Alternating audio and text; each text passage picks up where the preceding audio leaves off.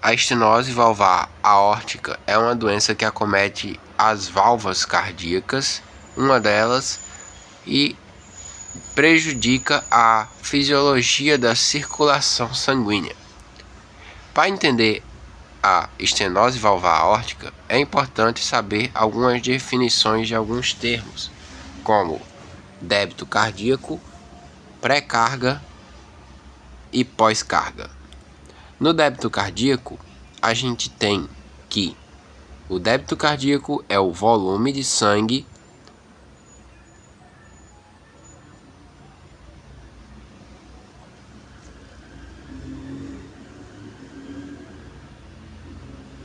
bombeado a cada minuto.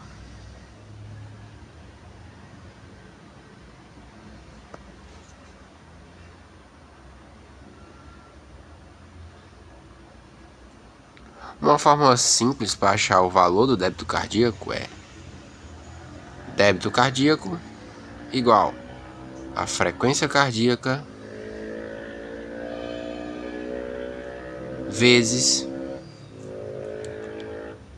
o volume de sangue ejetado, ou volume sistólico, sendo a frequência cardíaca inversamente proporcional ao volume sistólico e os dois diretamente proporcionais ao débito cardíaco. A pré-carga é um volume de sangue que enche o ventrículo durante a diástole ou no final dela. E a pós-carga é o que o ventrículo tem que exercer, a força que o ventrículo tem que exercer para empurrar o sangue dentro das artérias, vencendo a pressão, a resistência que vai haver entre um ventrículo e uma artéria. Aqui a gente tem um esboço de um esquema fisiológico cardíaco, onde a gente tem o átrio direito, o ventrículo direito, o átrio esquerdo, o ventrículo esquerdo e algumas outras estruturas. Entre o ventrículo esquerdo e essa artéria, que é a artéria aorta com suas ramificações, existe uma válvula chamada de válvula aórtica. Essa válvula vai permitir com que o sangue passe do ventrículo esquerdo para a artéria aorta e evitar que esse sangue sofra um refluxo. Em um coração normal, essa válvula possui 3 cúspides, que são essas estruturas que vão ajudar a fechar para evitar o refluxo e a abrir para permitir a passagem de sangue. Na estenose valvar aórtica, há uma calcificação ou uma fibrose dessas cúspides, fazendo com que elas engrossem. Esse engrossamento vai reduzir a área valvar, o que vai fazer com que haja a perda da capacidade de abrir e de fechar, causando uma obstrução e dificultando a passagem do sangue. Essa dificultação da passagem de sangue contribui para um aumento da pós-carga do ventrículo esquerdo, que vai gerar a sua hipertrofia. Essa hipertrofia é justamente para compensar essa falta de fluxo sanguíneo. Lembrando que a pós-carga é a resistência ou a pressão que o ventrículo tem que vencer para empurrar o sangue para dentro das artérias. Ou seja, um aumento da pós-carga é sinônimo de aumento da pressão, ou seja, mais dificuldade do sangue passar.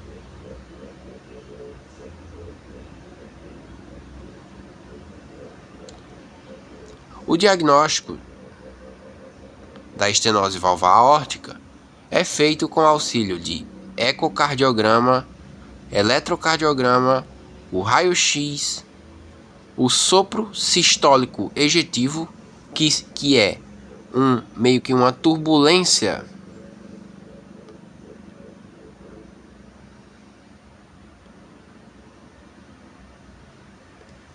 no momento de passagem do sangue do ventrículo esquerdo para a artéria aorta, e o raciocínio clínico é fundamental.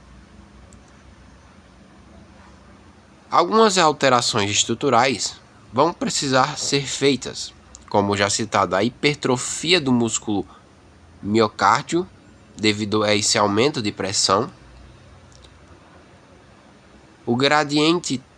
Existe também o gradiente transvalvar, que é basicamente a diferença de pressão entre o ventrículo esquerdo e a artéria aorta. O ecocardiograma vai detectar justamente esse gradiente transvalvar que vai estar alterado. Ele detecta o aumento dele. Ou seja, a válvula vai ficar estreita, o que vai dificultar a passagem de sangue para a artéria aorta. Vai haver maior velocidade através dessa válvula, o que vai fazer com que o gradiente de pressão aumente.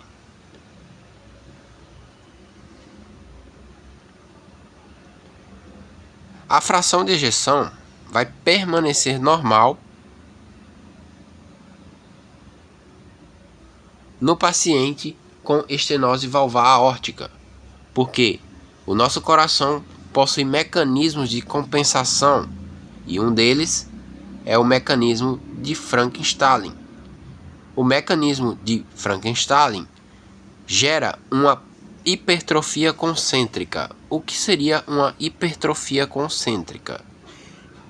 Aqui a gente tem uma hipertrofia, digamos que normal, em que, representado aqui uma câmara do nosso coração, ela vai aumentar tanto a sua cavidade como a sua massa muscular. Já na hipertrofia concêntrica, essa nossa câmara vai aumentar apenas a sua massa muscular, sem aumentar a sua cavidade.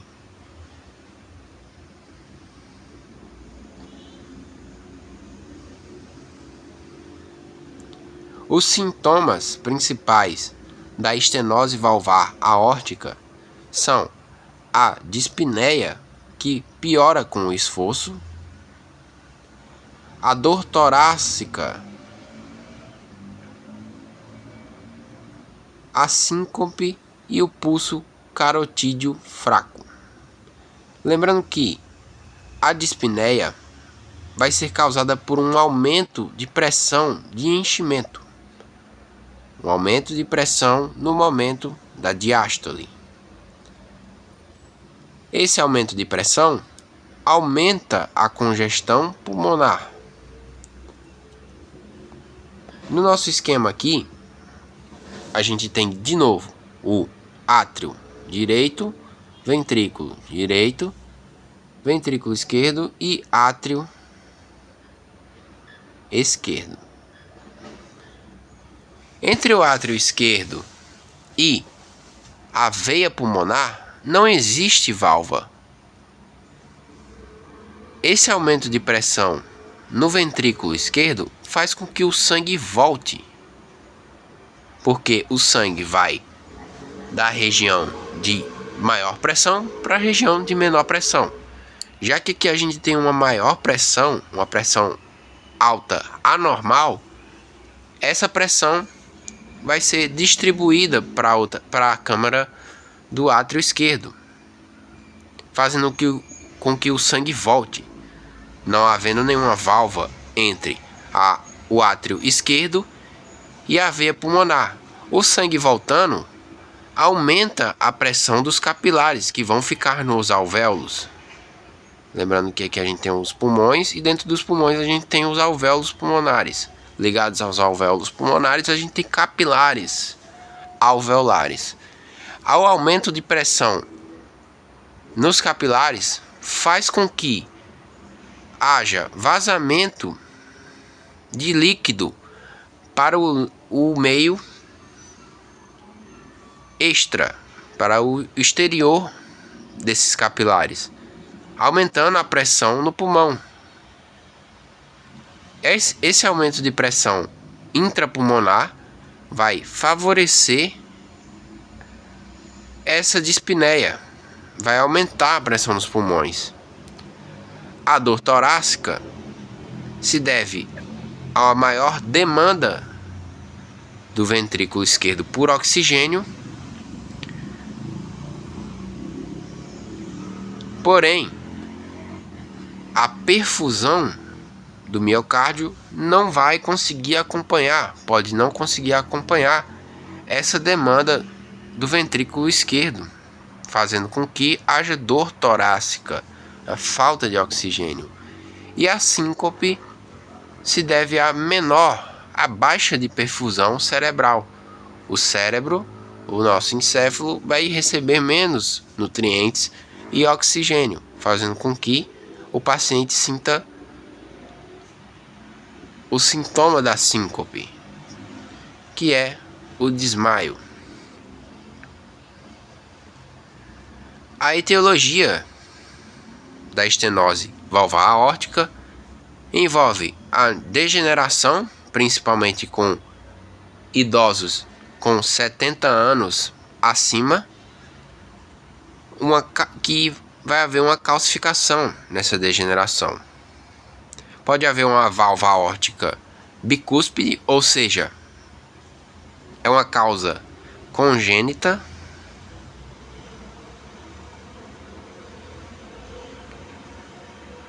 em que o paciente nasce apenas com duas cúspides,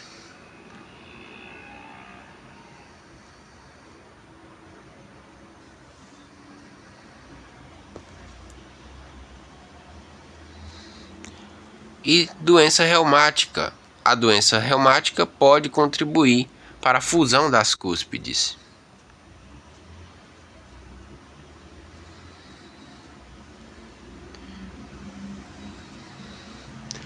Na epidemiologia, a gente tem principalmente idosos, como já foi falado, acima de 70 anos, que vai haver degeneração da nossa válvula. E o tratamento se faz com cirurgia, com próteses, com cirurgias menos invasivas, como o cateterismo, ou outros tipos de cirurgia.